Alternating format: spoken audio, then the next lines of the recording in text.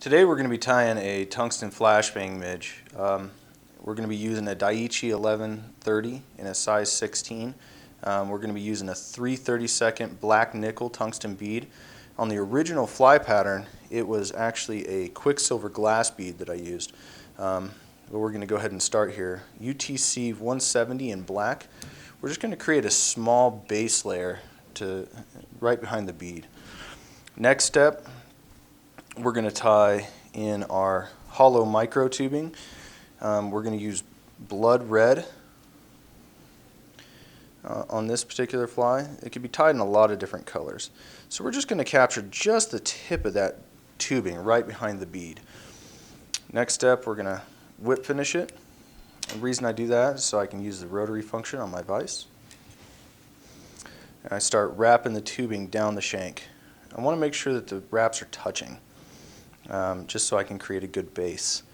Now, the reason I don't tie this material all the way down the shank of the hook and then start wrapping is because I like to have that iridescence come through from the actual hook.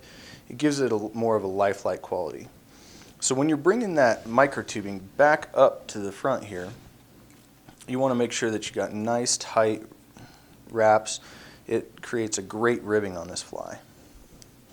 So we're going to go ahead and capture that micro tubing. And I like to trim it off nice and tight to the thread. It'll suck that tag end up underneath and just produce a cleaner fly. So my next step, we're going to take some micro Flashaboo. This is the 1/100th size. And we're going to capture that in on the top of the hook. And we're going to wrap that back to just to the hook point, helping to start build up our thorax on this fly.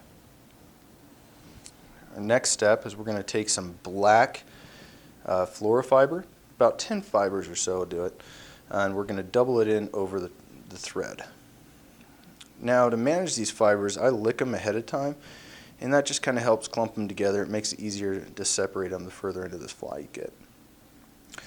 The other thing I want to point out is that on the original fly pattern, I used white fluorofiber. I'm choosing to use black just for a little bit more pronounced leg. So now that I've pulled those that fluorofiber forward, creating a good wing case, we're going to take the next step is we're going to take each half of this fluorofiber and pull it down either side of the hook, creating legs on this fly. The next step, we're going to pull this Flashaboo over the top with a couple of wraps, capture that, a couple of wraps in front, and we're going to trim it off. Next step, we're going to go ahead and whip finish. And I always double whip finish my flies because I'm really not a huge fan of head cement, but you know, you're more than welcome to put a little head cement on there and add some durability. Now, trim these leg fibers. I pull them back to the bend of the hook and come straight up.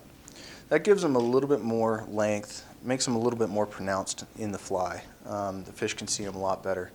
So that is a Tungsten Flash Bang Midge. If you enjoyed this video, be sure to subscribe to our channel, and thank you for watching.